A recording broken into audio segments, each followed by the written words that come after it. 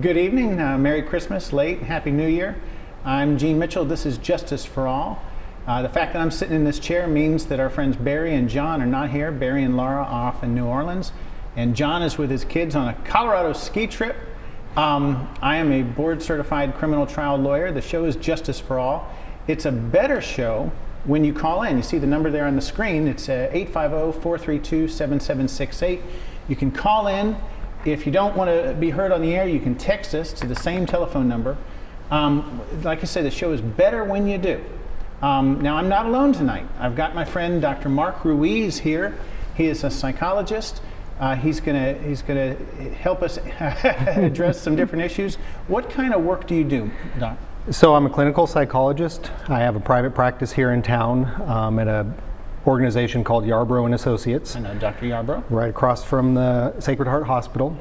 So primarily I do clinical psychology, which think of individual therapy, diagnostics, some psychological testing, evaluations of those sorts. I work with pretty much anybody, usually ages 16 and up, for any variety of clinical issues ranging from depression, anxiety, obsessive compulsive disorders, really you name it. Work with individuals, couples. Excellent. Yeah. Dr. Ruiz and I got to be friends several years ago, where we needed to hire a psychologist to evaluate one of my clients. So I'm going to talk to him when we get into the meat of the program about how the work of a psychologist can assist a criminal defense lawyer and what a psychologist's role might be in the world of the criminal justice system. So we invite you to call in, stump me, make me look silly, asking me questions. But similarly, you have a great opportunity tonight to call in Dr. Ruiz and ask him questions as they relate to mental health in the criminal justice system or mental health just in general. Here we get to the part of the program that we refer to, John always calls Barry Barasset's small talk. Obviously, it's kind of easy right now because we're right between Christmas and New Year. Did you have a nice Christmas, Doc? I had a lovely Christmas. Most of Christmas Day I spent basically in pajamas, which was very, very nice. And just very nice and relaxing, some time with family. We got to go to Texas. We lived in Texas for years and years, so we drove out there for a whirlwind 2-day Texas tour of Austin, see some old friends, but very nice and relaxing. If John was sitting here right now, what he would say would be something along the lines of, New Year's Eve is coming, so be careful if you're on the roads. Don't drink and drive, but if you do, do it responsibly, and don't drink too much. Plans for the New Year's? Well, we have some dinner plans with friends, and after that, probably in bed by 10, I would guess. Okay. Yeah, watching the ball drop is done responsibly with coffee and Pop-Tarts the next days. Absolutely, okay. or an hour early with, a different time zone. Another piece of local small talk that I'd like to say, I'm proud to say, my friend Kelly Richards. Kelly, I knew her when I worked in the public defender's office. Kelly started in 1983. She absolutely was a mentor to almost every criminal defense lawyer that I know. Just a wonderful piece of Pensacola. And she retired the other day, and we had a big get-together. It was kind of like the tribe all getting together. I saw lawyers from the public defender's office that I hadn't seen in decades. And Kelly, if you're watching, thank you. She tried so many cases. She won so many cases, and she helped a whole lot of people. And she's just what it's all about. I think she put the sign up in the office that said, if Jesus was a lawyer, he'd be a public defender. Yeah. So she was absolutely inspirational, and she's been able to retire with a whole lot of youth left over, and we love her very much, and it was cool to see her. And that was a neat little piece of Pensacola there. Similarly, I saw Steve Behai. And Steve might be calling in tonight. He calls all the time. Folks that watch Barry's show know Steve. He always calls in and points things out. But I saw Steve, and that was all right. We need more people like Kelly Richards. I was only in that office for 6 or 7 years, but they were some of the best times. Yeah, public defense is, boy, hats off to those folks. Well, everyone has the reputation that they've come by. And a public defender's office might have a certain reputation.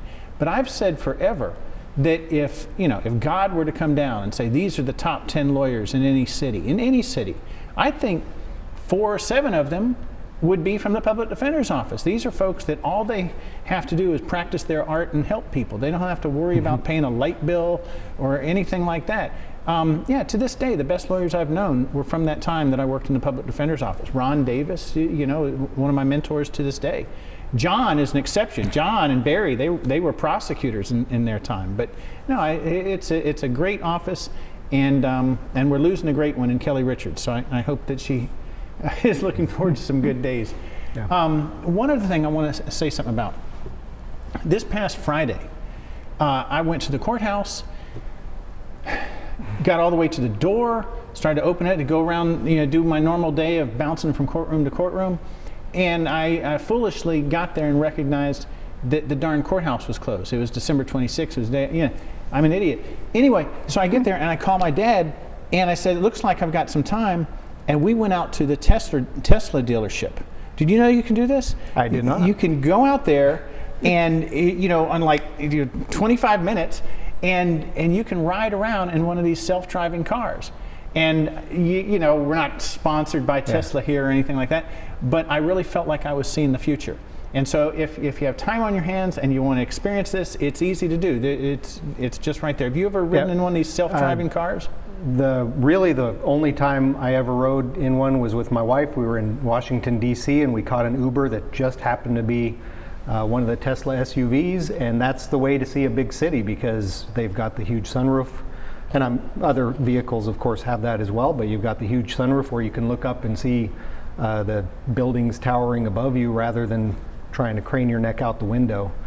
Other than that, I've never really been in an electric vehicle at all. So, well, not trying to have a commercial for Tesla, but I did feel like I was looking into the future.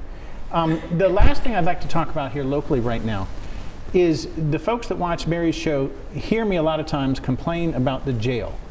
And the nature of my complaints when I talk about the jail is the part that I care about, which is quality time between inmates and their lawyers.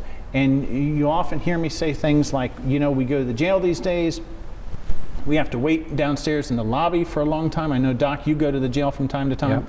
Yeah. And I might be going to the jail just for a 5-minute visit, and I wind up having to spend an hour or more because of all the transition. Today I had a different experience. I was in the jail, and I was walking from one room into another to see one of my clients, and I was blown away. I could hear a conference going on between another lawyer and his client. And I knew without any doubt that if that lawyer and that inmate understood that I could hear everything that they were saying, I knew with no doubt they wouldn't be saying it. I later sent an email to my friend Commander Nash there at the jail, and I later reached out to that lawyer. My point is, if you find yourself in jail, recognize where you want privacy. Because a lot of times we have an expectation of privacy where maybe we ought not. So there's that. All right, Doc, I'd like to talk with you for a little bit about what it is that you do. This gives me a great opportunity. All right. What role does a psychologist play in the criminal justice system? So primarily when you talk about psychology and criminal justice, you're talking about forensic psychology. It's a whole field of psychology. Some people spend their entire 6 or 8 years of graduate studies more or less focused on that, much like a residency, where it really is the interaction between mental health issues and the legal system.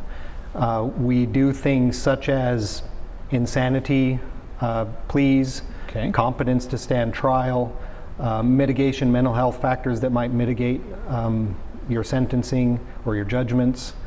Risk assessments. If you have a client of yours that you need to know, is this person really at risk of reoffending? What is their level of risk?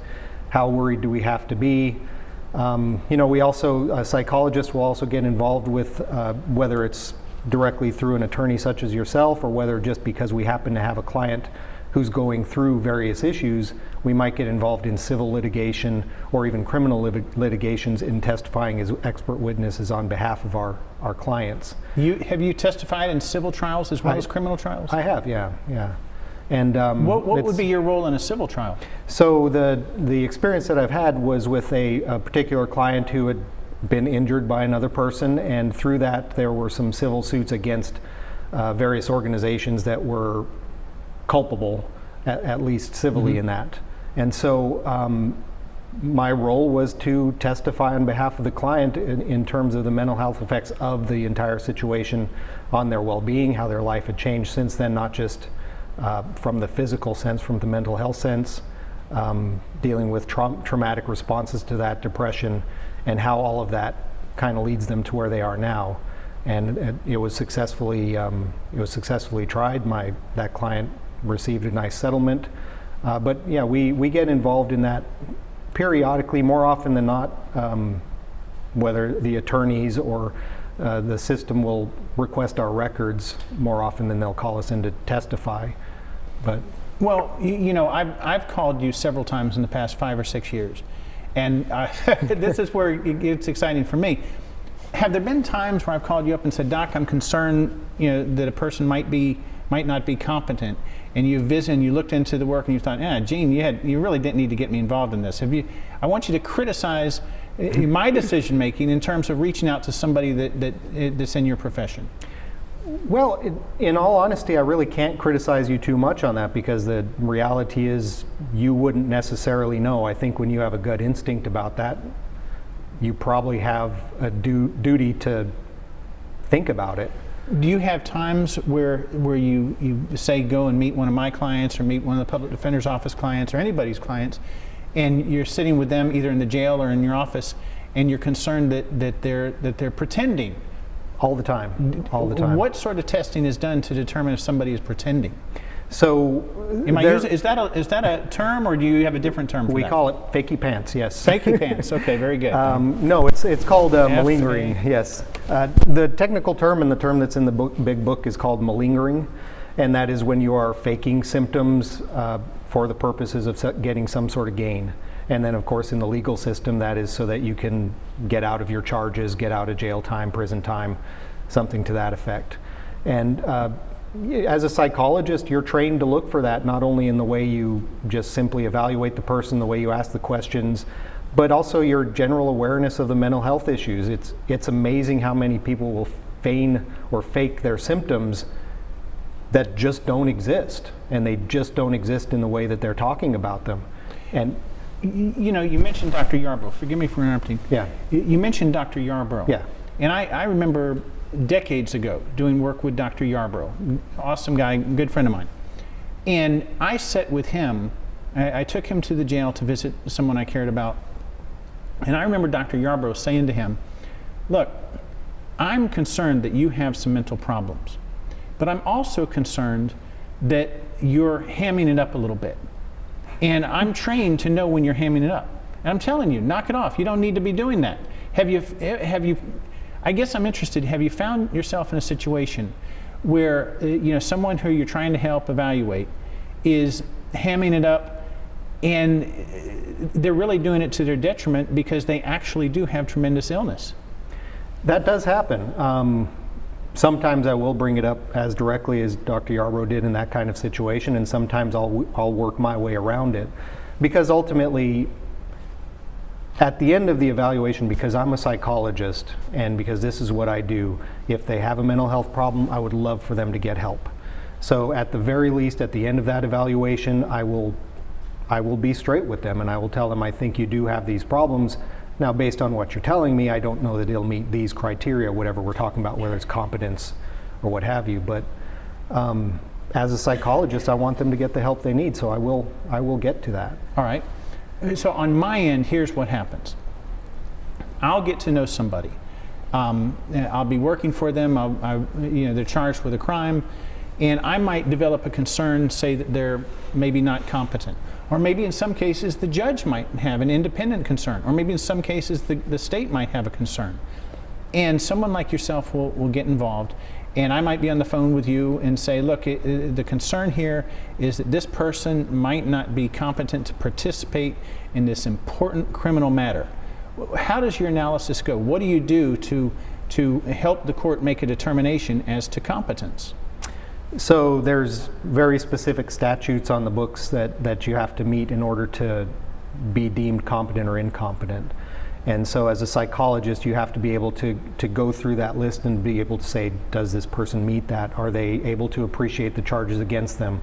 Are they able to discuss those charges in any sort of rational way or reasonable way with their attorney? Can they present themselves appropriately in court? Do they understand how contentious the court process can be?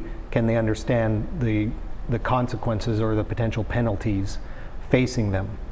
And if they cannot, is there a reason they cannot, right? Not more than they're just faking it. Is there a mental health reason that they cannot? Is there a developmental reason they cannot?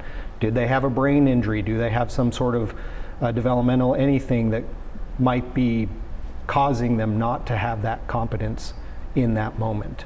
Now, in my world, the folks that aren't part of my world might bump into me at a birthday party or something like that. They might say something like, "Oh, Gene, I could never represent someone when I know that they did it," right? And the person that says that, bless their heart, they're just someone that doesn't work in the system, because that's not the hard part of the job. It's not.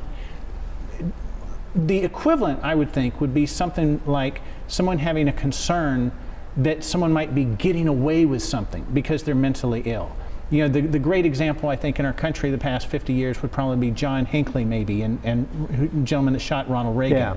Do you have any feelings like that? Someone's getting away with something because they claimed that they were not competent at the time? Or we'll get into insanity in a few minutes. Yeah, to me, that goes back to essentially the stigma behind mental illness, right? There's mental illness, and especially serious mental illness, they're not all that common.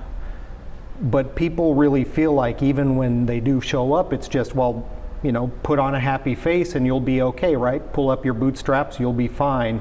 They don't really understand how severe and significant mental illness can actually be. So when we're getting involved in a case, we are dealing with the people where these are not people trying to slide by with things. These are people that have real, legitimate, desperate problems that are not getting treated, have years of neglect of those problems, they've never had treatments for it. These kind of situations where, yes, I can understand people are worried people are slipping by with it, but it's anything but, really. How would someone be determined not competent? Are there different? Oh, we're being told by our helper behind the camera that we need to take a break. We'll be right back with more questions with Dr. Mark Ruiz.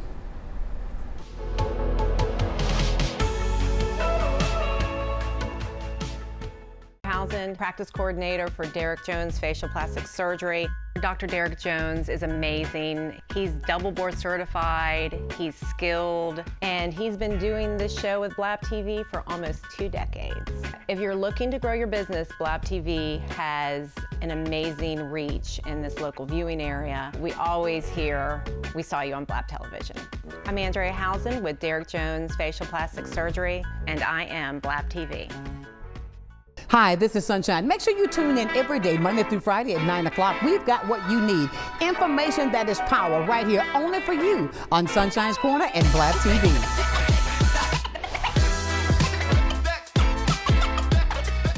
Is it time yet? It's time. Let's start time for dinner. Oh, terrific.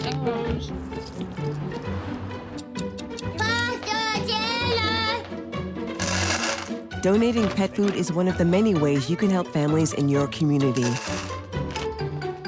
Pets and people belong together. Learn more at petsandpeopletogether.org. I'm Kathy Holsworth, Artistic Director at Pensacola Little Theater. Join me on the first Monday of every month at 7 p.m. for the Center Stage, where me and my artistic friends talk about all things on the stage and at the Clark Family Cultural Center. Join us, won't you?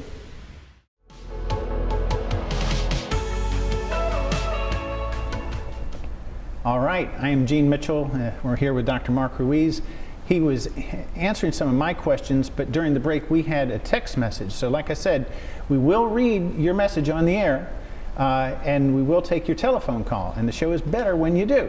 But here's a message we've gotten. It says, "My husband and I have been arrested, and the lawyer we have gone to says that she can represent us both. Is that okay?" All right, Well, the issue that the caller, the writer, is bringing up is the issue of conflicts, all right? And there are conflicts that are waivable, and there are conflicts that are non-waivable. But the fact that it's on your mind means it's something you need to speak with a lawyer about. You know, if you say your husband and you have both been arrested for the same thing, then that would suggest that maybe his defense might be that you did it, and maybe your defense might be that he did it. So you should sit and talk with your lawyer about whether this is something that the two of you can both waive as a potential conflict. It might be something where there's no possible waiver, and there might be one that there is. But have this conversation, and it's smart that you bring it up. It's on your mind, and our job as lawyers is to try to help you make fully informed decisions. It's not to tell you what to do. All right, thank you, and please, we welcome your text messages. Back to Dr. Ruiz. Okay, we were talking about competence. Yeah. And right when we were told that we had to go to a break, you were talking about the different ways that someone might be deemed incompetent. What do you look for to determine whether someone's incompetent? Well, one of the first and foremost things is, do they really understand the charges that are against them? Forgive me, let me restate that. Are there different conditions that someone might be in? Certainly the question is whether or not they can relate with the lawyer, whether or not they can appreciate the process. But are there different conditions someone might suffer from that cause them? Yeah, no, absolutely. For a really good example would be dementia. I see. That's something where you deal with a lot in terms of ability to make medical decisions, any kind of decision. So a person at various stages of dementia just may not be able to understand or appreciate the charges that are being brought against them, whether by simply lack of memory of day-to-day conversations about the topic or having forgotten the act altogether. Another thing might be a neurodevelopmental disorder, something like Down syndrome, let's say. A person, an adult with Down syndrome, may not really be able to appreciate what those charges are, what the penalties might be, and may not be able to hold those in their mind quite. Is it mutually exclusive? Could I be retarded yet stimulant, and forgive me if I'm using an offensive term, could I be mentally retarded and still be competent? Absolutely. Could I be retarded and not competent? Absolutely. I see. Yeah, those two things do not, and a good way to think about it is, can I, if I'm in a medical situation, can I make the decision to have my arm amputated? Maybe that's not a problem. Can I make a decision to go on dialysis? That's a much bigger decision. And so you can have a severe dementia, you can have a severe mental retardation. You understand what it means to have your arm chopped off. You don't understand what it means to go on dialysis. And so the same thing can go with these court proceedings. You may be competent even if you can't remember very well. You can remember that the attorney says I did this and this is why I'm going to sitting in jail right now. Maybe you can't. It's a very individualistic thing. You know, when I was, my personality often is one of sort of leaning in and being deferential a lot of times. When I was in the beginning, when I was 24, 25 years old, in the public defender's office, I was representing this person, and it was kind of he was stealing credit cards, allegedly, is what he was doing, right? Mm-hmm. And he was using this person's ID to get some credit cards and this person's ID, and he was explaining to me that it was along the lines of a Robin Hood, that he was doing stuff with these evil banks' money for the benefit of, and he meant it, okay? And as a 24-year-old person, I'm leaning in, I'm nodding as he's talking to me, and I don't remember what happened that caused me to go to my supervisors in the public defender's office and get them to, have him evaluated. And it was Gilgan, Dr. Lawrence Gilgan. Have you come across Dr.? Okay. I've heard the name. He retired, great guy. And Dr. Gilgan called me up and he said, Gene, this person's not competent, in my opinion, because he's psychotic. And I wouldn't have thought that. What do you look for in making a determination that someone might not be competent because they're not retarded, not suffering from dementia, but because they're psychotic? So psychosis means hallucinations, it means delusions, it means a break with reality. So in part of our evaluation, we're trying to see where are they touching with reality and where are they not. And so in that kind of situation, if a person really does kind of believe that they are Robin Hood, or maybe not technically Robin Hood, but doing a Robin Hood-like act,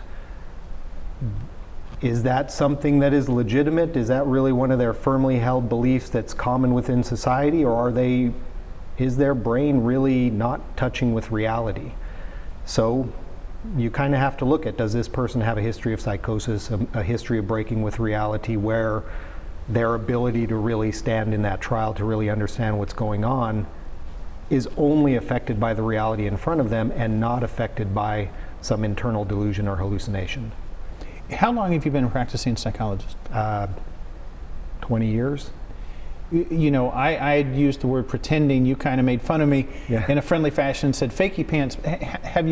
Has malingering become a consistent thing? And I guess the question I'm really looking forward to is, the folks our age all think of the movie One Flew Over the Cuckoo's Nest, where the Jack Nicholson character tricked the system, at least until he got his lobotomy, right? Right. Have you had circumstances where you've rendered an opinion that someone was not competent to later feel like you'd been gamed? Have you seen that? I tend to be a little bit nervous in what I do to begin with, so I always kind of carry that with me, that there's a possibility that I'm getting this wrong. That kind of keeps me on my toes. But especially when you're working in these legal cases, every single individual that you're talking to has a reason to give you a fake story. Everyone you're talking to has a reason to exaggerate their story. So you have to go into it knowing that that could be the case. And so yes, that has happened. It has absolutely happened. I don't know of any cases where I've deemed a person incompetent. They don't come up to you later at a gas station and say, right, high five. Right, and you're right, I don't know that you ever really necessarily would find that out, but of course it's a concern. Well, that begs the question then, what about the other way? Have there been times where you've sent a report off to a lawyer saying, look, this person's fine, they're competent, they can stand trial, and then later on you have a second thought that maybe I should have authored a report that said they were not competent? Have you had that experience? I have, and I'll tell you, that most often happens to me right as I'm about to put my signature on the report, where I'm starting to think, what did I miss? Did I talk to that person? Did I talk to this person? Did I really go over those records thoroughly enough? Because, I mean, those are the kind of mistakes you really don't want to make. Unfortunately, yeah, it's one of the problems or one of the challenges of this business is you're going to have the potential for those kind of mistakes that really make a difference in a person's life. I know, so they're telling us another break. I got more questions, Doc. Yes. We're going to a break. We'll be right back with more Justice for All with Dr. Mark Ruiz.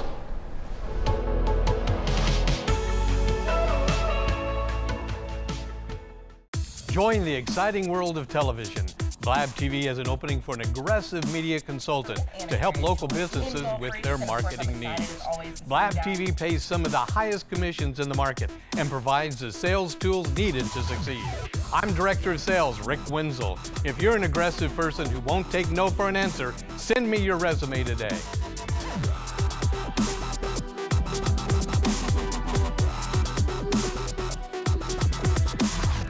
I'm Emily Echeverria, Marketing Communications Director for Council on Aging of West Florida and the host of Coming of Age. Watch our show to find out what we're doing for our seniors and their families, and hear from area experts and local business owners about their programs and services. Want to help? Find out how you can work with us to bring a better future to our seniors. Watch Coming of Age, 3:30 p.m. Wednesdays, only on Blab TV. A little history. When our founders drafted the Bill of Rights, they included the 8th Amendment to prohibit excessive cash bail. They never meant for it to hold people in jail. They knew excessive bail would create a two-tiered system of justice, one for the rich and one for everyone else. Bail routinely traps people in jail before they've even had their day in court. That's why the Bail Project helps those who can't afford it while fighting to end cash bail, because freedom should be free.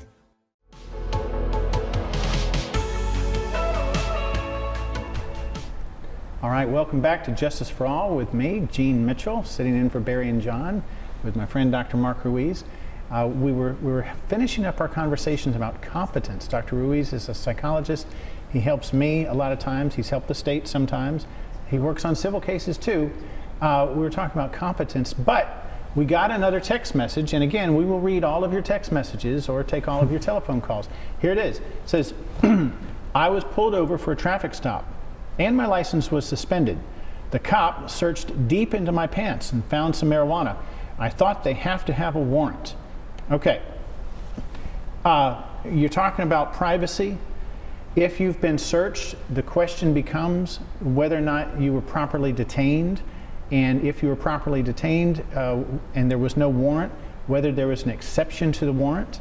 I don't know, but you tell us that you had a suspended license, so that would make me think that the officer was allowed to search you incident to your arrest. On the other hand, you say he searched deep into my pants. You know, is that excessive? On the other hand, if you were being arrested for driving with a license suspended, I'm sure that one of the questions that the officer would ask you as you're getting closer to the jail is, you know, hey, you don't want to be coming into the jail with something illegal. So you need to tell me right now, because you'd much rather have, in this case, a possession of marijuana charge than an introduction of marijuana into the jail type charge. But you got a lot there, so I want you to give me a telephone call. It's 850-232-5278. If you want to call me in about 45 minutes, then I enjoy talking about this stuff, and just we'll do it off the air. Okay, but it doesn't look good. Okay, if you had a suspended license and you're arrested, then they may search you incident to a lawful arrest. All right, we were finishing up on competence, Dr. Yes. Ruiz. And we were talking about psychosis and what you look for to determine whether someone might be suffering from psychosis. Yeah. Sounds like delusions of grandeur almost. Delusions of grandeur, that is a psychosis, right? It's a delusion, a delusion that God is talking to you and telling you to do things. Those are delusions, that's psychosis. And so as a psychologist, part of our training and part of our practice is talking to people about those things and trying to dig them out of people, trying to understand how to get someone to share those kinds of psychoses with you. I think you might recognize your average Joe, if you're just having a conversation with them, they might not reveal to you that they think the FBI is listening to their every thought. You kind of have to build rapport with the person. You kind of have to get the strategy down to get them to tell you those things, and then they can start telling you things like, I'm Robin Hood and my job is to redistribute wealth in this way. Now, one of the first times I asked if you might meet with one of my clients, you called me up and you said, Gene, I've gotten him to sign some waivers, and I've been able to get a whole bunch of his medical history from different places he's been, but does he have any family? Because I'd really like to talk with someone that's been related to him or been friends with him for a long time. How important is that? Glad you asked, because earlier you were talking about malingering. And like I said, in a situation like these, everybody wants to make their case look better for them. So, of course, the person Forgive me, people that are truly incompetent might people show who a are motive? truly or people who are not, right? No matter who they are, they're going to try to make themselves worse. They would have a reason to anyway. Not that they would necessarily, but they might have a reason to. If you talk to the family, when you're talking to the patient themselves, you may not really get a full picture of everything that's accurately going on, whether it's because they're overselling it, whether because they're underselling it, whether because they're trying to hide it from you because they don't trust you. So yes, you have to go to family, you have to go to records, you have to have other people to talk to really get a sense of what's happening. If you have someone who's is rightly incompetent, honestly, they might be able to look competent a lot more than you might anticipate until you start talking to the family, start realizing what some of their delusions might be, and then you can come back to that client and really hack that out and uncover things. So those secondary sources are extraordinarily important in any of these cases. In the times where you evaluate someone and you author a report that says that it's your opinion that they're not competent, that they cannot interact with the lawyer, that they cannot appreciate the process, what do you do to then evaluate whether you're going to recommend that they need to be in a facility? So, good question. If you have to kind of determine what it is that's kind of driving that incompetence, if it's a major psychotic issue, major mood issue, bipolar disorder, any of these kind of mental health issues that require treatment, that they're blocking the competence, that's a clear situation where they need treatment in order to regain competence. And then of course you have other issues like neurodevelopmental issues, things like mental retardation, where that's much more challenging because you might need some level of education to gain competence, and then there's a real question of whether that person is capable, even with that education, of regaining competence. I know a guy, and unfortunately he died a couple of years ago, but he more than twice, maybe more than 3 times over the past 30 years, he was found by a doctor's report and subsequently by a judge's order to have been not competent. And yet each time the doctor's report and the judge's order would say, forgive me, would say that he did not meet the criteria where he needed to go off to Chattahoochee or some other facility. Mm-hmm. And there would be those in the courthouse that would feel like this son of a gun was just gaming the system. Here he's getting arrested, he's being found not competent, and yet he doesn't have to go anywhere. He's walking down the street there. Does that sort of thing give you any heartburn? Yeah, naturally it does, because I can understand that sentiment. As a psychologist, like I'm saying, we're seeing people who have mental illnesses.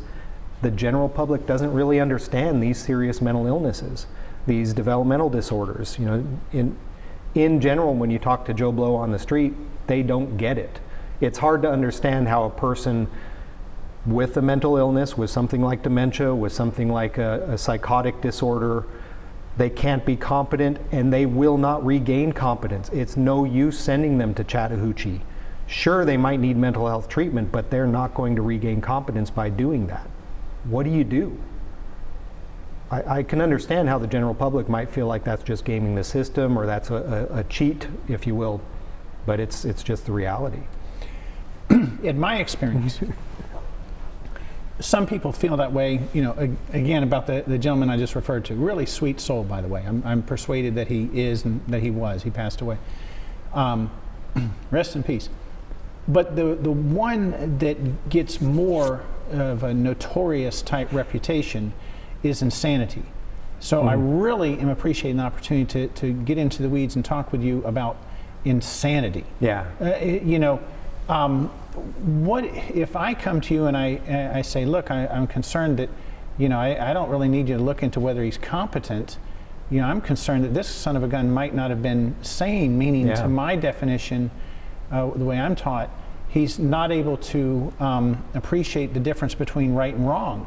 From a layperson's standpoint, is that not the legal definition of insanity in a criminal context? Yeah, exactly. Can you appreciate that what you've done is against the law, or that it's wrong, or what the consequences are?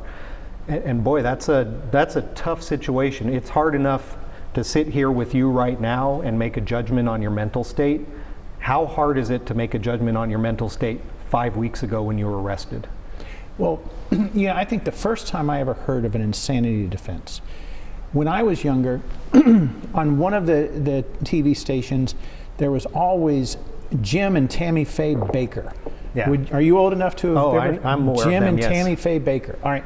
And they were these religious guys, and at least to me as a 10-year-old or whatever I was, they just looked fake as can be. Yeah. Maybe they're not, okay? But that's what it appeared to me. Yeah. Tammy Faye Baker had all this makeup. She looked like a clown, and Jim was, always asking for the donation. And then he got himself in trouble. And I can remember seeing him where he had been arrested, and he's on the ground in a fetal position, crying. And the television newscaster guy was saying, well, his lawyers say that he's claiming insanity. And I can remember being 13 or 14 and seeing that and thinking, that son of a gun's faking it. Yeah. As a professional, if you were to see just that, would you be critical, or would you be looking at that with an open mind? No, I'd be very critical, right? I mean, you got to look at those things with a grain of salt, for sure. That's, as you were mentioning earlier, the secondary sources, talking to family. You need to get all that information, because again, a crime was committed 5 weeks ago, a crime was committed 12 weeks ago, and all of a sudden you've got to determine in that moment of that crime 12 weeks ago, was this person putting on a show, or were they really having problems? what do the jail records say from the day they got admitted? What does the family say from the morning that they got arrested? You really have to dig into those kind of things. But that's why these things are controversial and why they're honestly a very low probability defense, is because it's so hard to do that. Interesting point, by the way, because I had to look it up, so I wanted to make sure you know. You know who did not qualify for an insanity plea? The Joker. Jeffrey Dahmer. Oh, okay. Jeffrey Dahmer, you can eat people and not be considered insane. Yeah, and we had someone around here named Paul Hill a long time ago. Paul Hill was a gentleman that shot and killed an abortion clinic doctor. Oh, yeah. And he wanted no part of that. I mean, to his credit, yeah, he did something horrible. He killed some people. Yeah. But he wanted no part of what he saw to be a cheesy, cheat code, which might suggest that he should have had the benefit of it. But he died. He was put to death. Paul Hill. That was in the early 1990s. But sometimes I've had a genuine concern that I was representing somebody that might be actually insane, and I'd get a report back from a doctor that would say something like, "Well, Gene, I'm not going to suggest in a report that he was insane, and the reason is this: there came a time where he was trying to evade law enforcement, right? And the fact that he was trying to evade law enforcement suggests that he understood the difference between right and wrong, and therefore I'm not going to go with insanity." And then I watched the Batman movie or the Joker movie or whichever it was. Yeah. And whichever movie it was, it ends with the Joker in an asylum, and he's being chased by these guys after he's done something horrible. And I'm thinking, wait a minute, he's clearly not insane. He's running from the cops. What role does seeing someone flee law enforcement or try to cover up wrongdoing, what role does that play in a sanity analysis? Well, it sure doesn't look good. But why was the person running? Were they running because they knew they had done something wrong and there would be consequences for it? Or were they running because nobody wants to get caught by the police and thrown in jail for nothing because they didn't do anything wrong, and of course the government is going to persecute them? It really all goes back down to that story of whatever's happening with the individual. So I guess what I'm trying to ask is, if you're tasked with evaluating someone for a sanity concern, what percentage of your analysis is looking to see if someone was trying to cover up or evade detection? I don't know that I would even say percentage. That's going to be a part of it. But as with every part of the story, what's driving that? Are they being driven to do that because they knew they did something wrong and they've got to get away? Are they being driven to do that because there's some psychotic feature in them that is telling them they have to run? So, and I've certainly seen those things where people really are fighting against or running against the police officers because they truly believe the government has been out to get them for a long, long time, and here it's coming to fruition. Not that they did anything wrong, it's just finally the government is here to get them.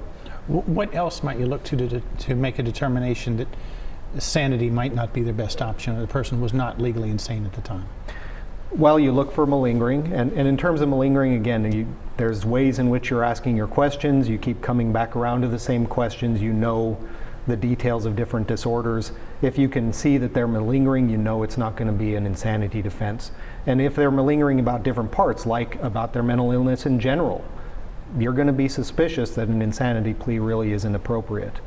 But then also, clients have a way of letting you know when you're asking them about the situation. They have a way of letting you know when they know it's right or wrong. Part of our job is listening for that and getting to those points and really understanding when they knew that what they were doing was wrong or not. Gotcha. Okay. Well, and I hate to hide behind the magic of psychology. No, I feel like I'm in school here. I appreciate it. Similarly, Eddie's given us another tale that we have to go to a break. We'll be back for the last segment with Justice for All with Dr. Mark Ruiz.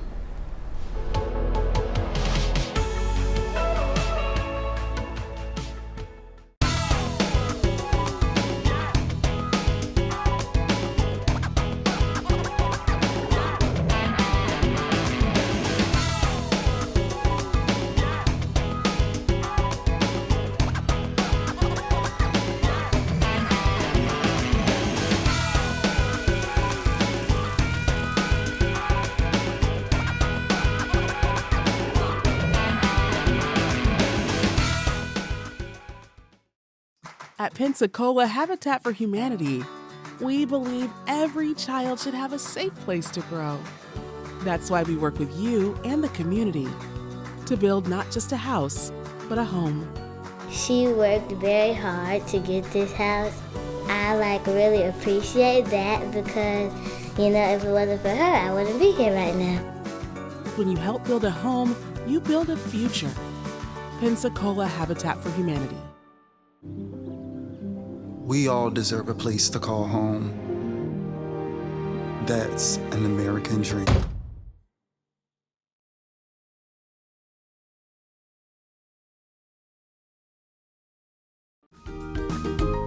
Animal Allies is looking for volunteers, and there are many ways that you can help. From taking care of cats to using your computer and social media skills, any and all assistance is greatly appreciated. We have morning and afternoon shifts every day or help at adoption events. You can even foster a kitty at home. And it counts towards community service hours for bright futures. Find Animal Allies Florida on Facebook and Instagram or go to aaflorida.org/volunteer.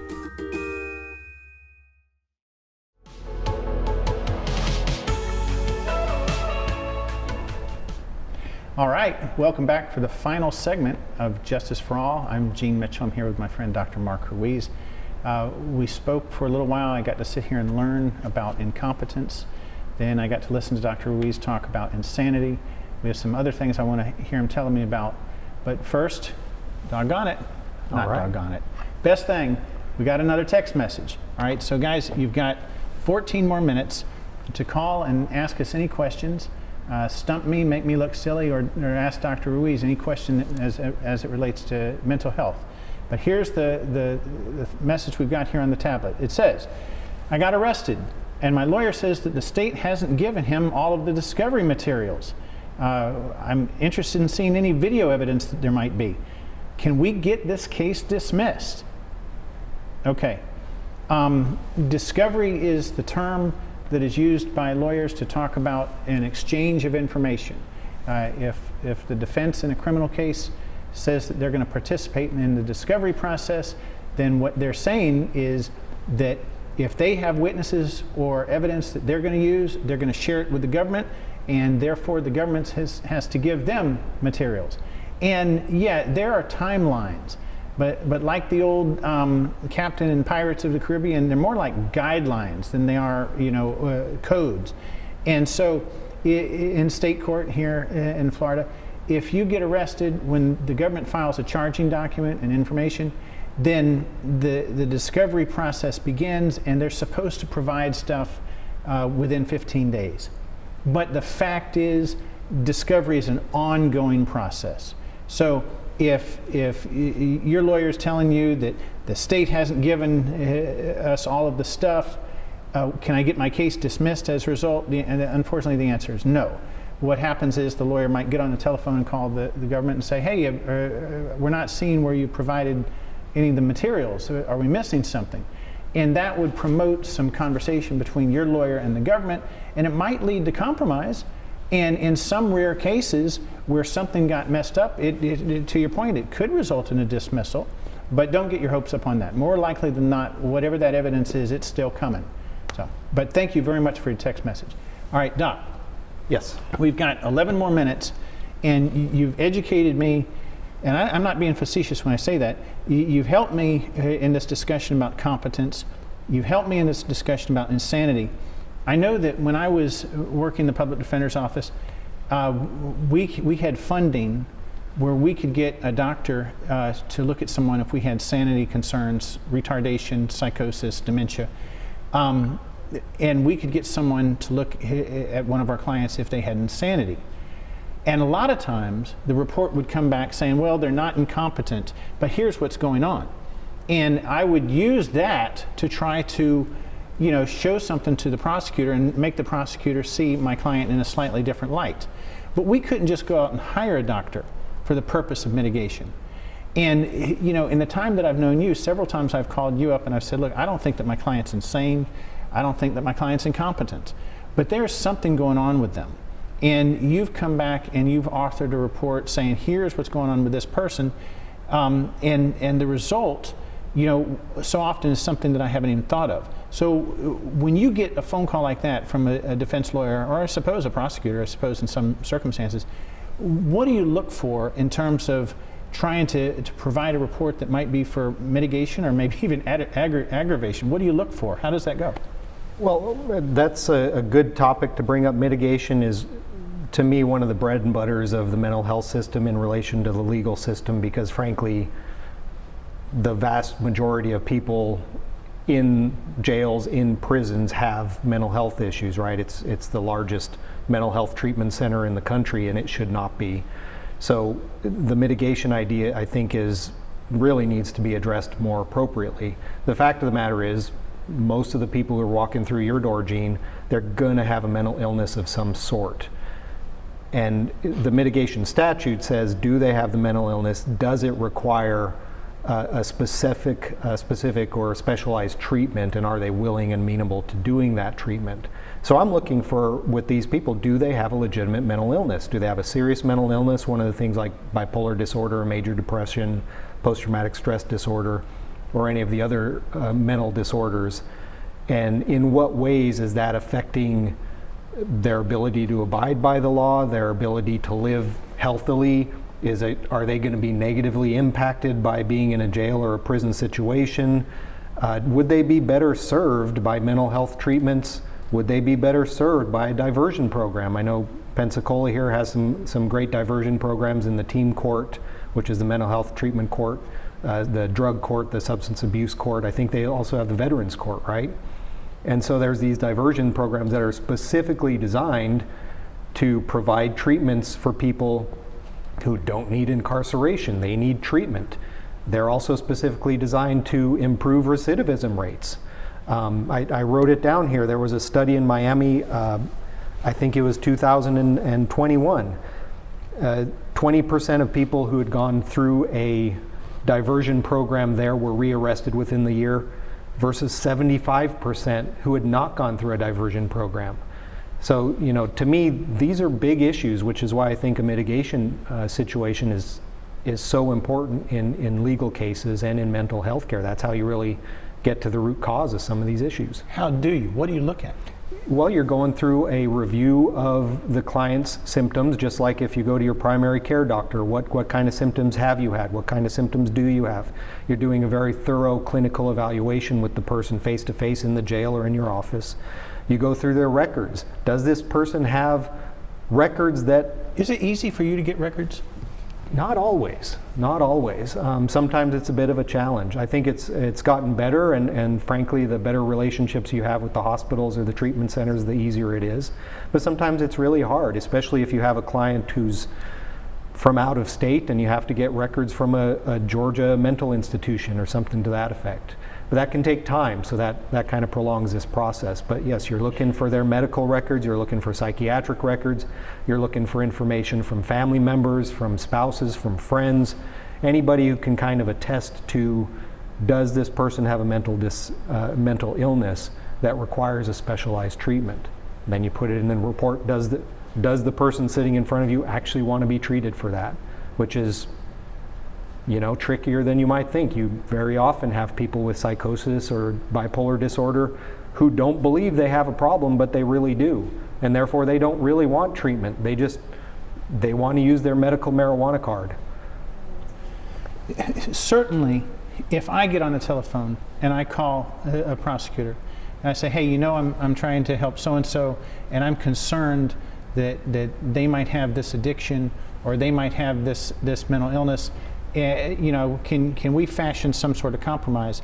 I'm so often greeted with, an adversarial tone. And I definitely get less of that when I'm able to provide the prosecutor with a report from someone whom they see more as a neutral professional. But in the times that you've been cross-examined, either in a deposition or a trial setting, do you feel most often that you're well received, or are you often seen as being a mercenary for hire? I tend to feel like I'm pretty well received, and I understand the adversarial nature of the criminal system, right? So I know that prosecutor is there to poke holes in your case, and that means they're there to poke holes in my case if I'm coming up with a mitigation report. I don't take that personally. My job is to educate them on what mental health means in these cases. You know, you're giving me a memory that you're not going to be able to share, because would you have come to know of Dr. Fenner McConnell? No. Okay, Dr. McConnell was great. He was the most prominent doctor for this sort of work, a medical examiner in our community. And I was, you know, in my time of being a 24-year-old lawyer in the public defender's office, and I asked him a question under oath along the lines of suggesting, or so he must have thought, that he was just sort of, you know, biased or whatever. And he went on and on and on about how, young man, you know, I'll testify for you, I'll testify for the government. Do you feel like you're biased when you come in? Do you look at a file and say, how can I fashion this to help this defendant? Or do you really feel like you're doing it down the straight and narrow? I'm trying as hard as I can to do it down the straight and narrow. I mean, as a psychologist, my job is to help people out, but when I'm coming into these positions, I'm trying to figure out what's really going on with the person. Have you ever had that moment where you were just as indignant to a lawyer as Dr. McConnell was to me, and gave him the young man treatment? Has that ever happened? Not yet, but don't push me, Gene. Very so noted. All right, we are getting waved at by Addie. She's letting us know that we are out of time. Dr. Ruiz, I've personally benefited from you being here. I certainly appreciate it. Pleasure to be on. Folks, John and Barry should be here next time. Have a happy New Year. Be safe when you're out there on the roads. Look forward to seeing you in 2 weeks.